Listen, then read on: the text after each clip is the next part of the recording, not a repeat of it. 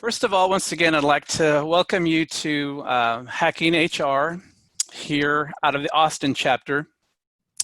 This is, I believe, our fourth, maybe third or fourth webinar. So it's great to get the practice and get better every time. And I think Bob, which I'll introduce shortly, we had enough time to at least work out most of the kinks that we saw in front of us. And again, introducing myself, I'm Sam Moore. I am the HR business partner over at Builder Homesite, and one of the founding partners here with Hacking HR Austin, way back in late 2018. So with us today, I'm really excited and happy to introduce Bob Lewis, who I've known for, again, quite some time. Thanks so much, Bob, for joining us today. Bob has just a wealth of knowledge. He'll be sharing just a snippet of that knowledge with you today within this hour. But he has 25 years of experience, leadership, management, coaching, and training, public education, human resources, leadership management and training, and he's actually worked, which is one of the great things I love about him, for the National Park Service. So can't thank him enough for joining us. And at this point, I will let him intro a little bit more about himself and then take off on our topic for the day. Thank you, Sam. Everybody hear me all right? All right. Well, thanks for having me today. I'm taking time out on this Thursday afternoon, almost like pre-Friday Eve. Again, my name is Bob Lewis. I'm going to talk to you about one of my favorite topics. I fell in love with this topic in the 90s because when I was an HR director for a school district, I was hiring teachers and I found out I wasn't hiring them for empathy. And then all of a sudden the teachers weren't a fit. So often we hire for skill, but we fire for behavior. So it became my charge to really figure out how do we hire for behavior and skill, but also write really good questions to figure out, will they behave? Will they say what they will do in an interview? Will it match 6 months later? And that's kind of what we're going to talk about. Just a little bit about me quickly. I actually retired from Texas Parks and Wildlife. I ran the e-learning and leadership for all the state parks and wildlife division. And so I want to share my journey with you, something that I've actually done. I didn't Google this last night, so you rest assured that this is something I've done. Before we get started, I always like to get started off there, put their hands up real quick. I know we can't see you. If you do a real quick like this, a human resource hug, you won't get in trouble for it. And you don't have to touch anybody. So we're going to get started here. So here we go. We're going to talk about behavioral interviewing. But before we get started, I want Sam to do a poll first, just real quick. We've already started one. Is, what has been have you done behavioral interviewing within your organization? Have you asked structured questions that will predict responses during an interview process? We're good at skill, but have any of you tried that? So give you about 38.6 seconds. Like a lot of yeses. Everybody can see the data up there? Awesome. Awesome. Wow. 64.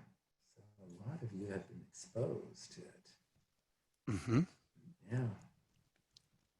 And it's like maybe we could close it down, Sam. I don't know. Okay. I think we're good. Anybody else needs to go ahead and, but we'll give you a couple more seconds, but it looks like we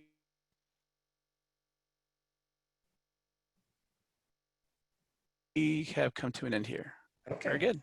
So 58% of you have had some experience using behavioral interviewing questions. What I'm going to give you today are two parts. I'm going to show you how I've written some questions, and I've used them over the last 25%. And we often ask, are they valid and reliable questions? Well, I've tracked people that I've hired, not stalked, to get that correct, tracked them to kind of figure out what they said in the interview, does it match with how they behave in the workplace? Well, I found more often if I wrote really good questions and not silly questions, I could really start predicting behavior. I want to show you a clip. It's from the internship, the big internship in and maybe some of you have seen the movie, and they're in an interview, and many of you may be doing this now where you're actually interviewing people via teleconference, not the old-fashioned way. So let's just listen to what they say, and here we go. This is how people do it now, Nikki. They have their interviews on the internet. I like it. I know child. Okay, here they are. And when I hit this, they'll be able to see us. So come on and get in here close so we can be seen in the webcam. See how small the webcam is? No, get you to cheek. Nick, come here, but don't crown me. We can see you guys. Okay, great. You got us? Hi, my name is Billy. Oh, we can hear you fine as well. Oh, great. Good. Billy McMahon. Nick Campbell. Did it stop? It did. Oh, well, That's apologize. I'm Benjamin. Alice, we're going to ask you a few questions that some of our candidates find a little bit odd. Let's go. No Weird. judgment. Shoot. You're shrunken down to the size of nickels and dropped to the bottom of a blender. What do? You take her flat on your back like You this. just lay back, Lay enjoy stiff that as a board, light breeze. as a feather, Pretend it's a fan. And let those Okay, back got it. blades whip all around you like this. It's like getting an MRI. Once this blender's on, it's on forever. It's on. Respectfully, I got to disagree. We sold blenders, and even the best model in the world is only going to run maybe 10 or 11 hours. So we're getting out, and when we do, we're better off for it because whatever doesn't kill you makes you stronger. It's not so much getting out of the blender, it's what happens next. That's the question. You've got two nickel-sized men free in the world. Think of the possibilities. I mean, I top of my head, and I'm just My spitballing head's here. swimming. Sunglass repair? We'd be hell on those little screws. Or maybe stick us in those submarines that they put in people's bodies to fight diseases. Okay, that's not a real thing, the submarines. No. Wait a minute. I thought we were stuck in a blender. Now we're saving lives? What? What? What? Let me just recap this for you real quick. We started off in a blender. Yeah. Now we're saving lives. What? What? What? What? Wait a minute. We were stuck in a blender, What a journey. and now we're saving lives? You What? guys led us to this. Thank you. This is how people do it. And I don't know how many of you have been in an interview where you've been asked maybe a question that was kind of funny, maybe silly. I remember one of my first questions when I was interviewing for a principal's job. I was a principal years ago. I've been a lot of different things. And they asked me if you could be any cartoon character, what would that be? And I said, Speedy Gonzales. And I didn't get hired, so I don't know if that was because they thought maybe I would terrorize things. But what happened was I asked them, why did they ask that question? They said, we think it's fun. So as we started out our journey and asking really good questions, and I noticed that somebody asked, give an example of a behavior question. I'll be giving you some examples. In fact, through my email, if you would later like to have 5 free questions, I can send those out to you too. So what we're going to really talk about is we're going to look at how we discuss and share the importance of using the interview data in a first setting, first day expectations. Then we're going to talk about how do you convert what you found out that day during an interview. All too often, people file that data, put it in their personnel file, and it sits in a stagnated form and nothing's done with it. Well, I found that some of that data could be very powerful to help employees on that first day, setting expectations and why you hired them. And then we're going to talk about some of the things that maybe you could do right away. So the agenda, which we put out, is I'm going to give you an introduction of what behavioral interviewing is. I'm going to share a few questions that I've used over since the last 25 years that predict behavior. They have valid and reliable responses. And then I'm going to share with you, and I'll be glad to send that out too, is I'm going to show you how to use the interview to convert it into a talent feedback session and what power it has. I want to share a story about that also, and really some quick ways of implementing the process. We'll also probably in the chat at the end, I can stay on too if people have questions and want to ask some further questions, I'd be happy to do that. We know in behavioral interviewing, and why I decided I needed to shift how I hired people, is I would just randomly write questions down. I tell my folks, why don't you write some questions? We'd interview the person, and at the end of the day, we'd say, who did you like? Well, we would hire that, but we really didn't have anything to stand ground with. We know that past behavior is the best predictor of future behavior. I have found in over my 25 years, I've written questions for companies. We've interviewed the top talent because your top talent has the answers to your questions. I'll show you an example of that in a minute. I believe that Wendy asked that. So in all my years, I've done that. It came to a discrimination and we won because we had a defendable process. And what's even more cool about this is smart candidates, which I'm sure all of you are on this webinar today, look for strong interviewing processes. All across the country, when I hear candidates interviewing, they say their process was disjointed. I was asked the question at one company I work with that we started changing that. They were asked the same question 5 times. Well, smart candidates are going to look at that and make a decision and say, is that culture really doing a good job to find the best? And so why do you use behavioral interviewing? I think I like to tell the folks why we do that. Just kind of a heads up of how I do it. I usually analyze the behaviors. I talk to my top talent, and we interview them, and we ask them, what are some of the behaviors that are needed for this job? We're real good at posting skills on the job. We're also and posting on our job description. But what happens is that I do a talent sort where we actually try to define what behaviors. So for example, I was working with a company last week, and 2 of the behaviors that stuck out, and we've interviewed our top talent, were courage and competition. What we realized are the top salespeople who had those 2 behaviors within their DNA actually could close deals quicker. So what I feel good about in this structured process is that we analyze the behaviors. Then the next step, we define what does that behavior look like. Then we write questions. It's a little bit backwards. Usually you write questions and you interview people. But on the front end, we have to figure out what are the behaviors for that job. And I know that Sam and I have worked on a project, behavioral interviewing, with his company. And what's interesting is people stopped and paused and said, I'm actually thinking about, there's behaviors I've never measured in an interview. They came aboard and they didn't behave that way because I failed to interview. So in that big process of, this is kind of what I do. I know I'm just giving you the down and dirty, and you can email me for further clarification, because I want to get to how do we use the data to give feedback. So interesting, when I started interviewing folks, this is an actual company. They were looking for the behaviors of responsibility, empathy, and customer service. Okay, those are called traits. The behavior is, what are the actions of that employee? So let me just give you a couple actions. I really like to work with responsible people. And responsibility is that if I make a mistake and my boss says, hey, what's going on there? A highly responsible person will say, yeah, I own it, I did it. Let me tell you what happened. I call it the speak up trait, that they are able to speak up. Empathy, if you think of I think it's a preposition. English was not my strong writing skill, is a person who has high empathy is with somebody. And customer service is, I will meet you where you are at. So let's look at some examples, and these you can use right away. It's interesting, what I have found is that I bet you know some employees within your organization maybe that aren't responsible. Doesn't mean they're a bad person, but it means maybe they aren't responsible. So here's the question. I want you to think about how you'd answer it. And so Sam, I'm going to interview you, and you can use the answer because I know Sam's responsible. Thanks, Bob.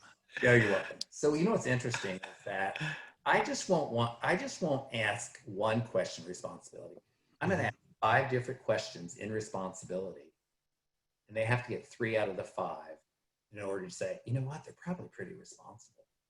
So I've used this question, and about 60% of the population out of the 75,000 interviews that I've done answer this. So we're just going to play through it a little bit. And so, Sam, how are you doing? I'm doing pretty good. Good. I was going to ask you a question. What would you do if a manager criticized you for something you knew was right? For something that I knew was right, Yes, that's correct. I would speak up. I would kind of hold my ground and share my point. And so some of you think, well, that's such a short question. Sam might have done this. So Sam, interview me, ask me that question. What would you do to me? I'll be a candidate this time, if you don't mind. Okay. What would you do if a manager criticized you for something you knew was right? So keep in mind, 40% answer this way. I'd sit back and probably go back and make some changes. And I'd probably resubmit it to you and tell you, hey, this is what I think. Well, 40% of the population, so that person's not speaking up. I mean, they're bad. They just don't speak up. However, what I have found in the years, if I hire somebody that has that behavior, they tend to go around people's backs and not confront. And confront sounds like a strong word. Speak up. I was interviewing truckers a year ago. I love interviewing truckers. They tell it like it is. And I asked Ed this question, and I'll clean the language up, okay, just for this webinar. What would you do if a manager criticized you for something you knew was right? He said, I'd kick his butt. We talk. Well, they ended up hiring, and I said, why did you hire me? He said, it's hard to teach people. So I think during a behavioral interviewing, you are discovering their talents. I tend to do more of asking questions and listening and let them talk, because sometimes with all the research, sometimes we don't allow candidates to talk. We're trying to sell, and we don't really ask some good questions. One of my favorite empathy questions as you go through, and we'll be asking questions later too, is, are you a good listener? How can you tell when you're doing a good job of listening? People with high empathy talk about the other person. People with low empathy talk about themselves. So when you see that plus answer, I also have a zero answer. Plus means it's predictive. That's how people behave. Zero means it's a binary coding that they don't have that behavior. It doesn't exist in that question. But keep in mind, when I ask 5 empathy questions, they have to get 3 out of 5. What's interesting is that people who have high empathy, you can say, oh, I could tell in the person's eyes, they solve their problems. A person with low empathy, I take notes, I have eye contact, I try to help them solve problems. That's not a bad thing. It just doesn't have high empathy. And then the customer survey question, the reason, and these are questions, and I can send you 5 more if you just email me, I can send them to you. How do you resolve customer complaints? So most people go into solution too quickly. But with high customer skills, customer service, behavior, they meet them where they are. So think about an example. I love this. How many people have you had car problems and you take it in and it made the noise before you went in, and you get there and it doesn't make that noise? Now, I had a person say, well, Mr. Lewis, no, it's fine. You didn't hear it. Well, most of us come in thinking we're right. Now, we may not be. But good customer service, when I've asked people 5 questions and they get 3 out of 5, sometimes they'll get 5 out of 5, is when I hear the pattern of they're going to meet the customer where they are, is so extremely powerful. So ahead of time, I think, and I don't know where you are because we just did a poll, we could continue polling, but I want to get you some good content here in just a minute, is I want you to think about, once you find out all this information from somebody, I decided one day that, why don't I share what I found out about them during the interview? So what's interesting is that, and just making sure we're okay on time, we're plenty of time, is that I started thinking that I needed to give feedback to some folks. What's interesting is that the first 30 seconds that an employee, once they're hired in your organization, I was reading this somewhere and I don't have the source, but I've read it several times, anywhere from 30 seconds to 2 minutes, that candidate makes a decision about your organization, whether they should stay or go. Day one. And it's pretty powerful. Yeah.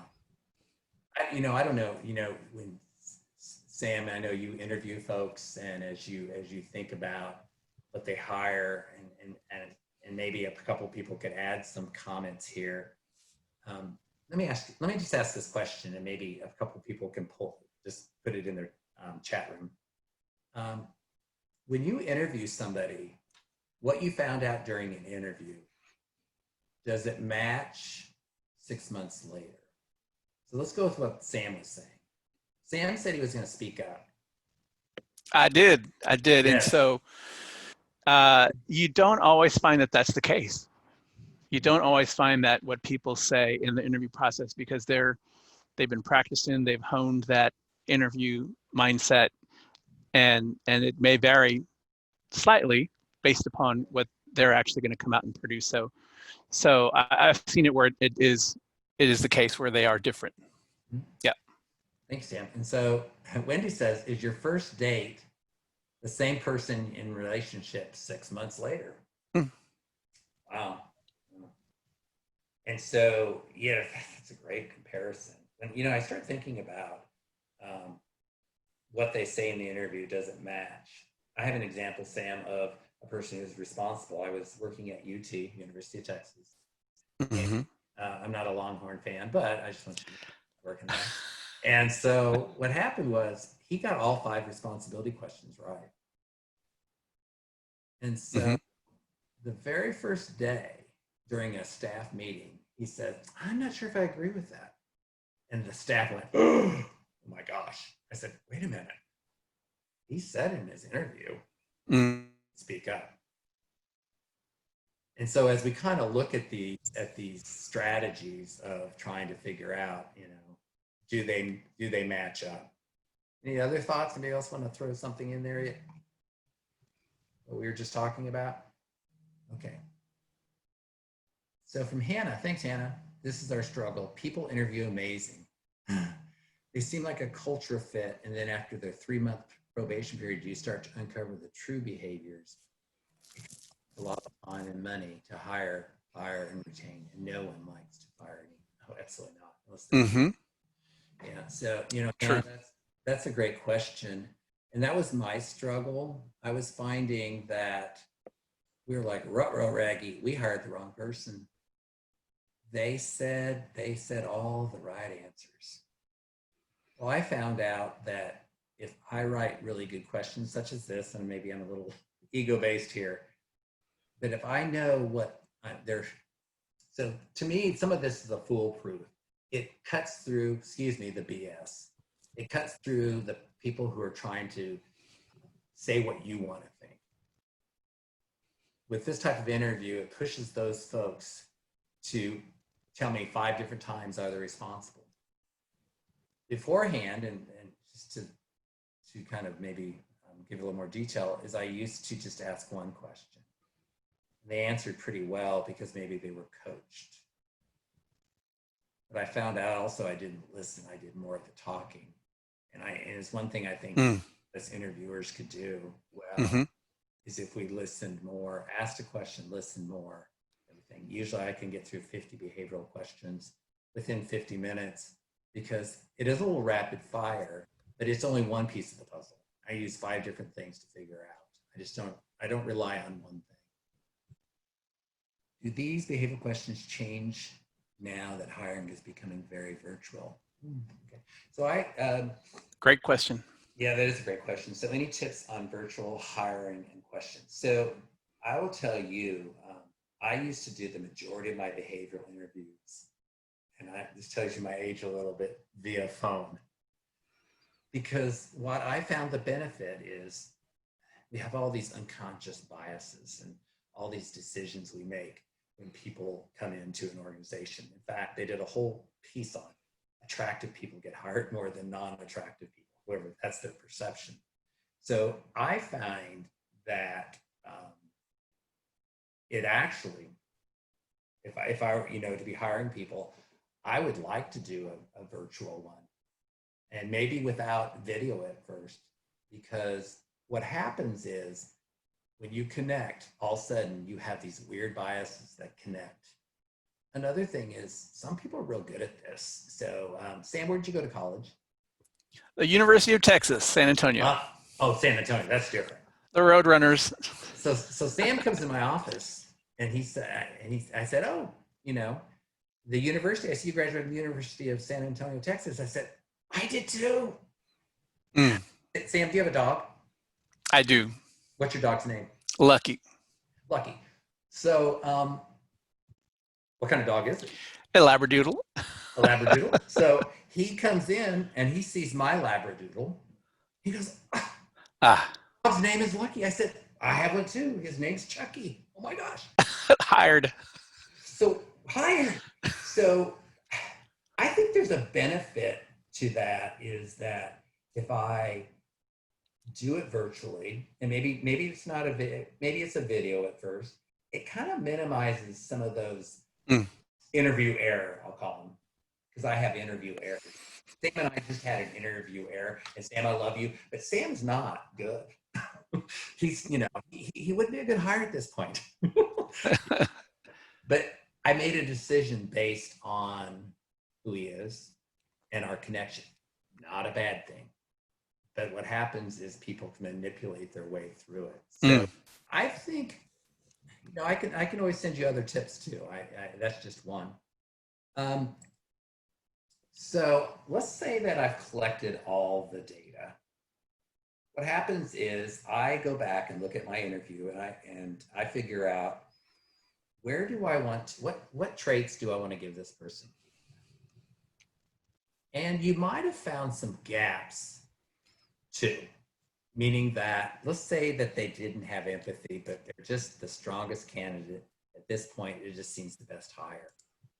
So what I'm going to do is I'm going to pull all that data, either create a verbal or written narrative of the documentations and observations that I observed. I'm always going to say there's some documentation or observations that I observed during an interview. So what's interesting, I'm going to show you a template, and I can send that to, some of you may be taking a picture of it on the next, that's perfectly fine, is that I want to tell them the first day when they walk in that door, need and appreciate you. And this is what we found in the interview, and here's what we expect of you. I have a quick story before I show what I have written. I have an individual, her name is Claudia. I'll save the last name to protect her. I did a phone interview at that time, didn't see her. And she was amazing. Her behaviors, where she was the best of all the candidates. And so I didn't meet her until the first day. I mean, I met her when she came for the second interview. And what happened is, when you have a visual contact somebody, at least my understanding of biases and unconscious biases, I'm not the expert, at least it's what I've been reading and experiencing, is I found myself, would I have hired her? She had some weird quirks. She visually, she was a little bit different. And so thank goodness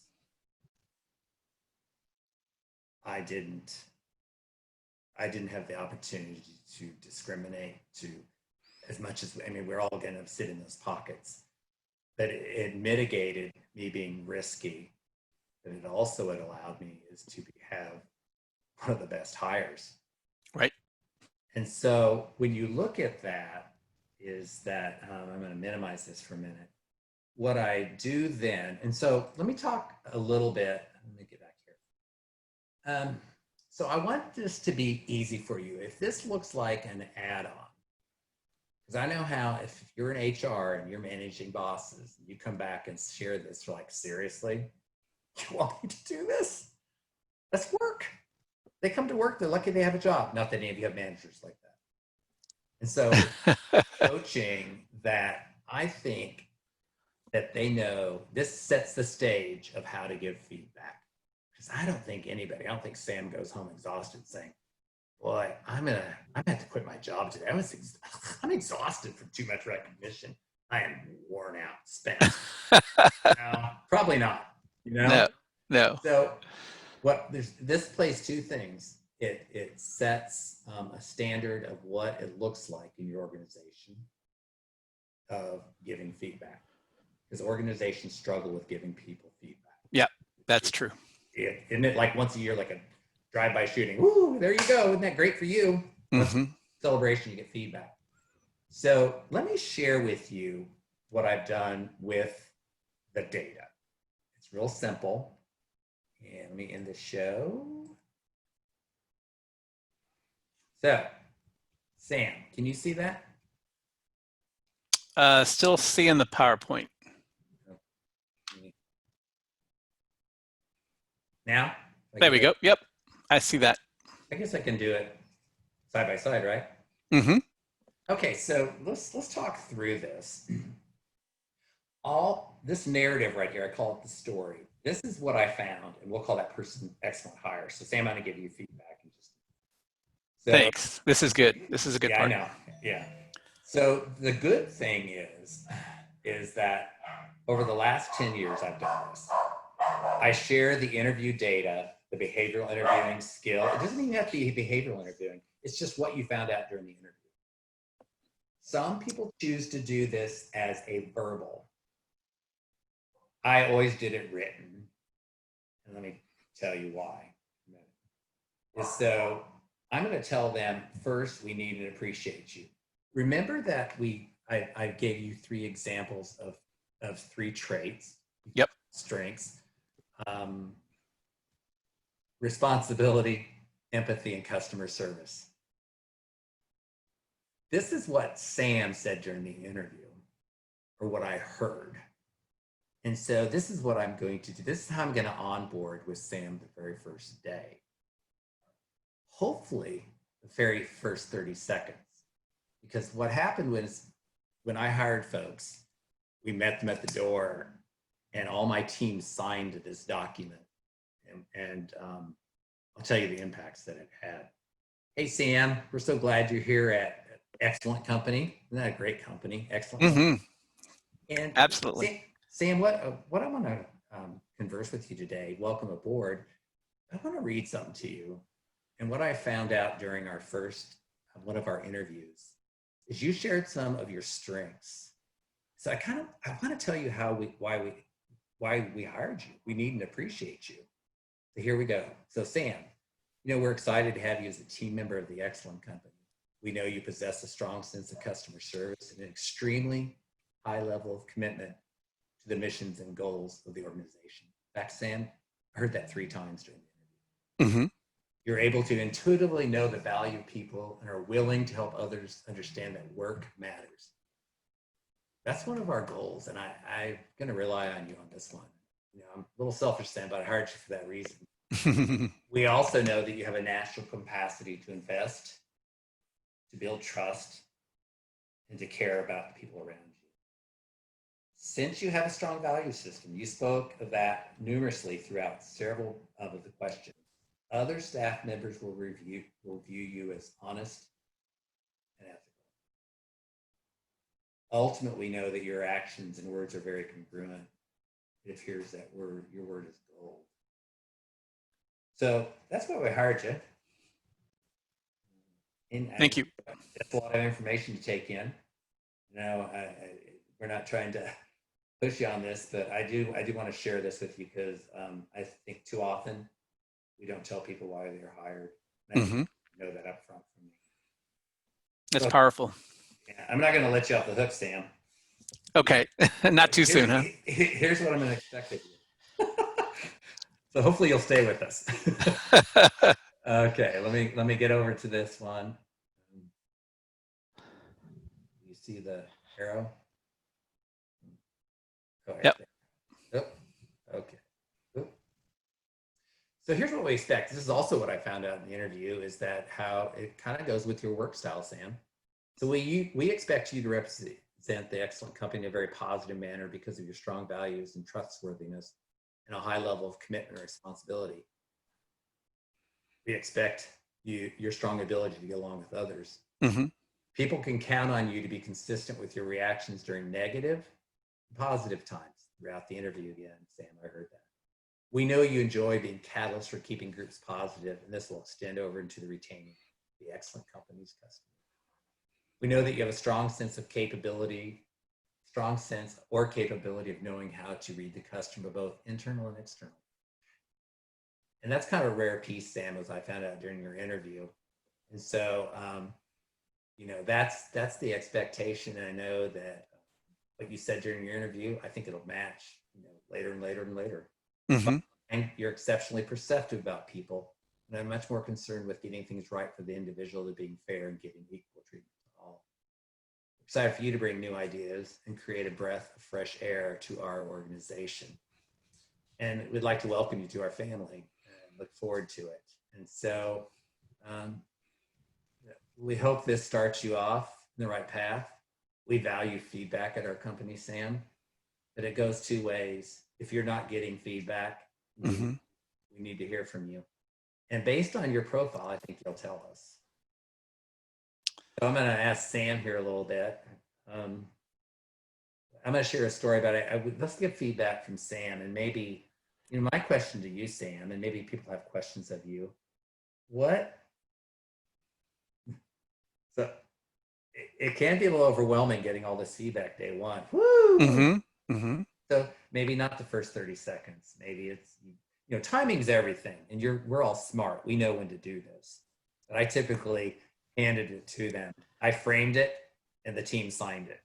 And then walked them to their desk, and we shared how we prepared them for the first day.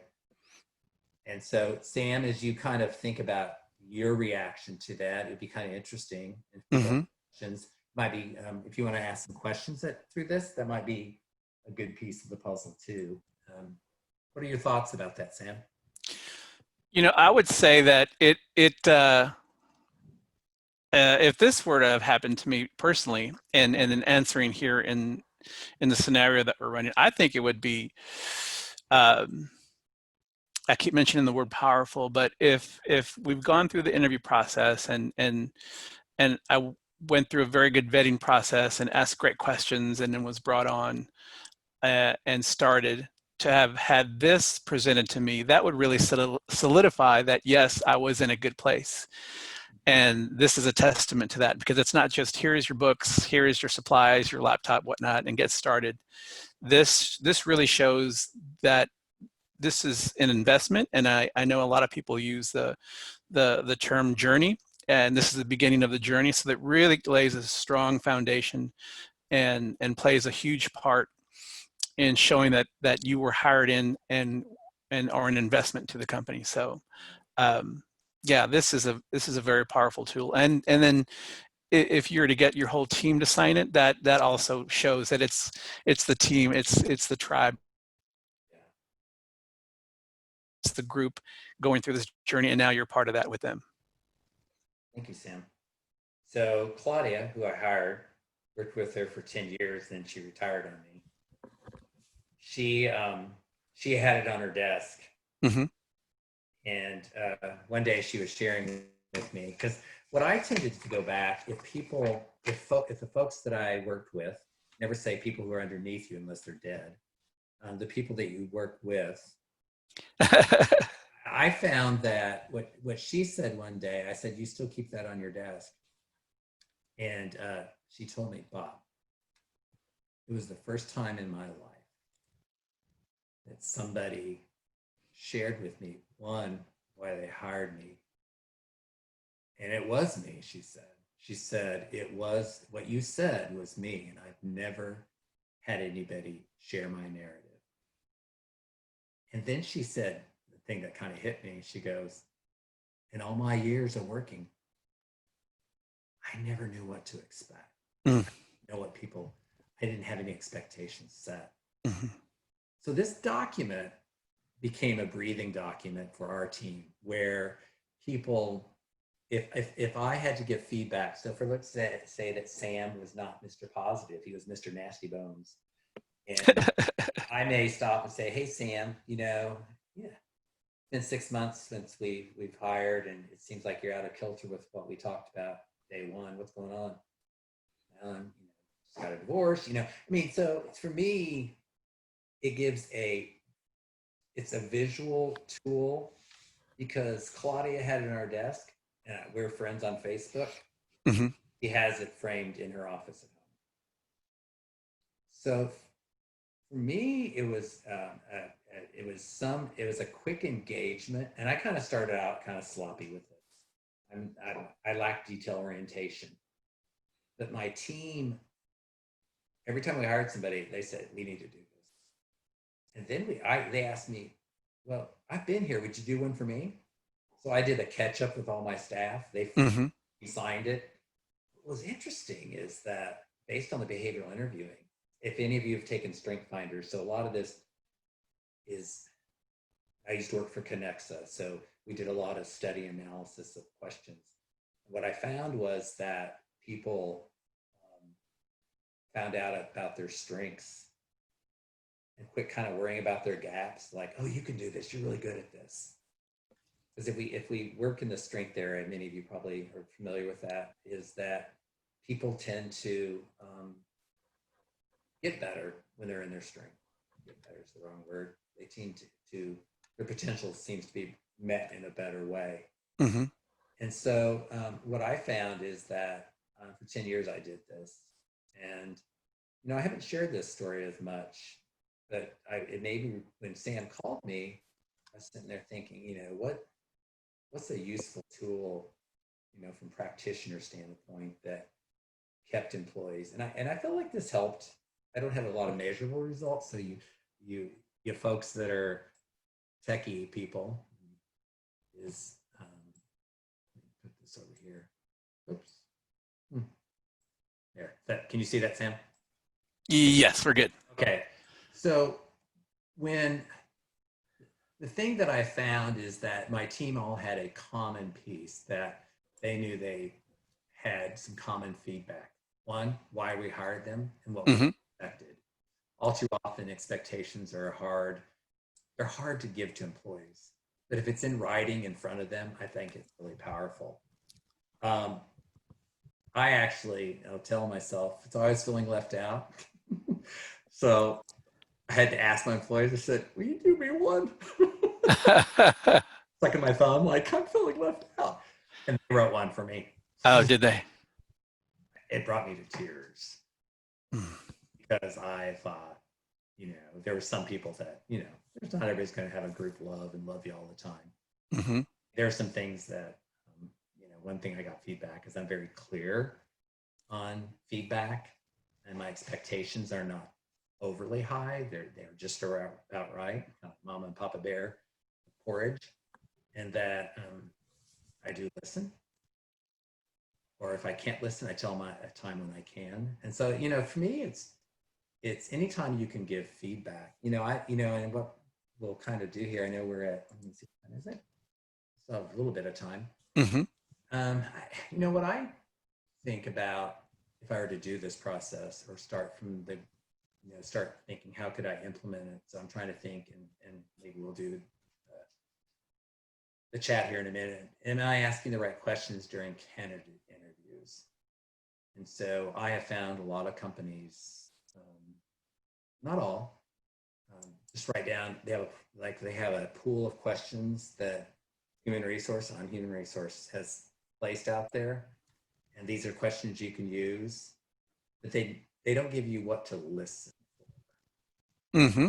What I did is maybe a quick cheat is take those questions and interview current staff and listen to what they say. And does that match how they behave?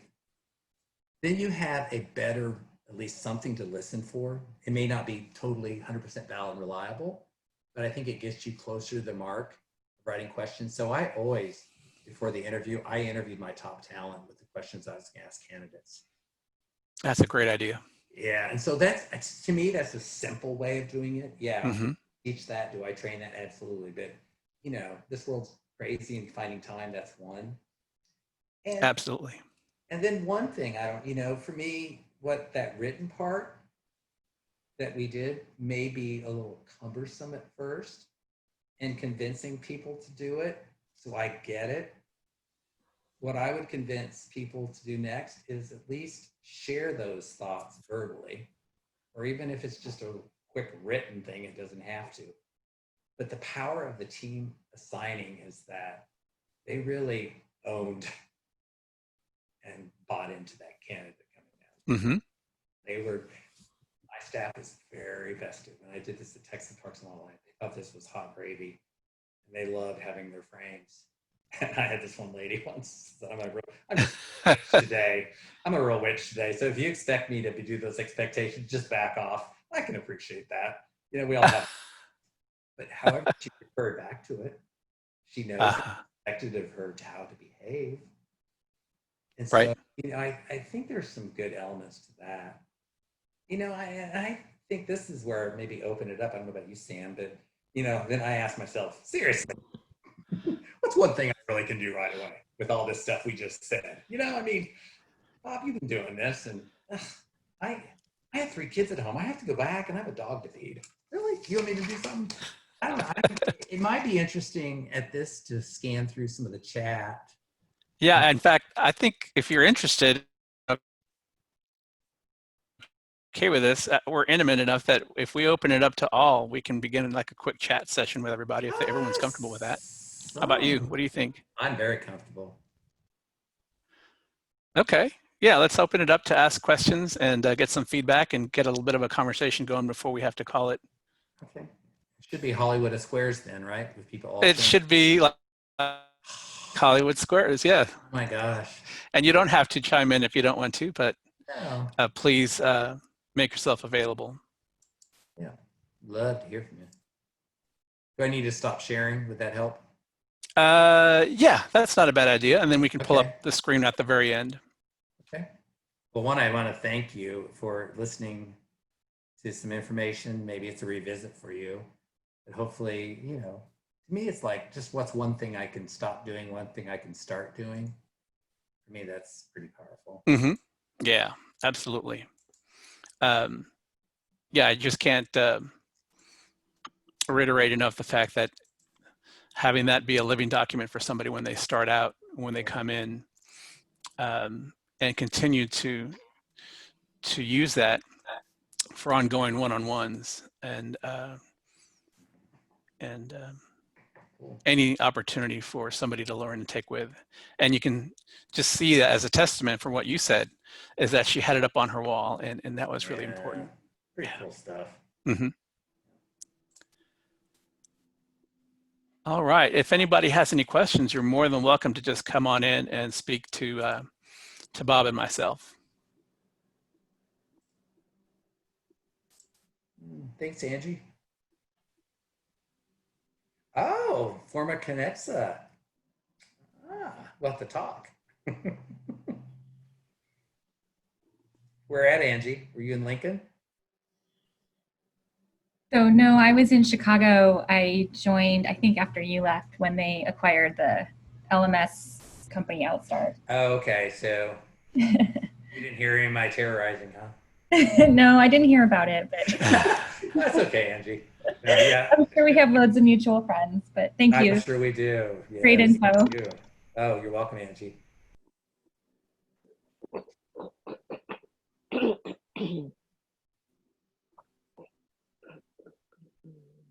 Thank you. Anybody else have any questions? Anything that they need to get from Bob before we call it a day and summarize a couple of things here? Octavia, I think I see your hand raised. Go right ahead. Yes, thank you. Can you hear me? Yes. Hey, Octavia. I have a question about the definition of the traits. I really disagree about the definition of responsibility, that it can be measured with speaking up, because different companies, products, environments, speaking up can be, but responsibility can mean physical or not physical responsibility, even it's related to autonomy, motivation, precision. So how do you determine in this case that responsibility was directly correlated with speaking up? Right. So interesting. That's a great question, Octavia. That's one of the questions out of 5. So another question is, have you ever gone above and beyond the call of duty? And they're very, so they can still not get that question and still be responsible. However, speaking up can look different. So I have to really listen very carefully. So let me give you an example. I had a young person who didn't say speak up, but what they said was, I would listen to my boss, I'd go back and think about it, and then I would set up to have a conversation. all I'm really listening to is that person would go into some kind of dialogue with it instead of just laying down. So it's measured with 5 questions, and I can send you some of that for you to look at. Yeah, please. Yeah, and so it's just not that standalone. That was an example, but it's usually it's also ownership, isn't Okay. it measured? So it's just one piece of the puzzle of speaking up. But that's a great question. So, And did you have other company that it was the same trait responsibility and you measured with other questions? so I would say about 75% of the folks that I've used responsibility use that question, because in the culture, speaking up is important. But get this, their managers also encourage it. When it's not encouraged and there could be retaliation, it looks different, and that question may not be a good fit. So that's why, you know, a standalone question doesn't fit every company. And so I found that some companies differ, or the modification of it looks different. Also, that question was tied to a trucking company that the truckers had to speak up. It was tied to accidents and an insurance risk. The person who didn't speak up was more likely to have an accident. So it's all over the board. But typically 75% of companies use that question, but 25% choose not to. I'm glad you asked those questions.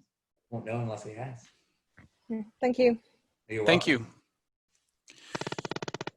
Do we have any more questions that we can have Bob address?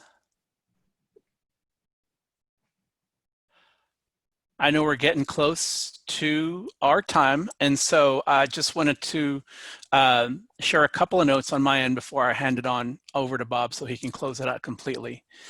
Thanks for joining us, number one. Appreciate that. This was a very good conversation, and I know that there are some very strong takeaways that everybody can use and hand it on over to their managers or their HR department to allow for them to use on that part. Everyone here who has up and is interested in the Sherman, the HRCI credits will be sent an email with the code for that. So be on the lookout for that in the email that will come following suit with this, along with a survey to take as well too. So we appreciate your feedback on that. And then of course, be on the lookout for our next Hacking HR webinar coming up shortly during the summertime. And we look forward to having your attendance to that as well too. So on that note, I really want to thank Bob for coming out. Again, very strong, very knowledgeable about the things that he does, and especially today's topic. And so thanks again, Bob, for being a guest, and I'll hand it on over to you. Okay, thanks, Sam.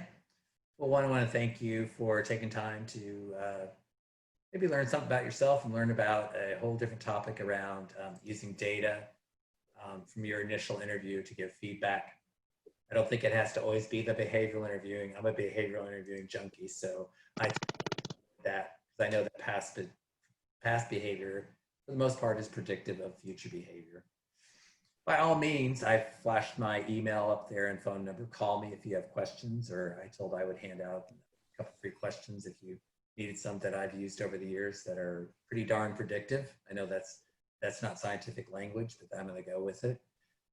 And so I'll, if there's any other kind of comments, I'll be glad to address them. Otherwise, we'll be connecting, and good luck in your learning journey and hiring journey and all that other good stuff. Thanks for having me, Sam. It was awesome. Thanks again, Bob. Thank you all. Take care and have a great day.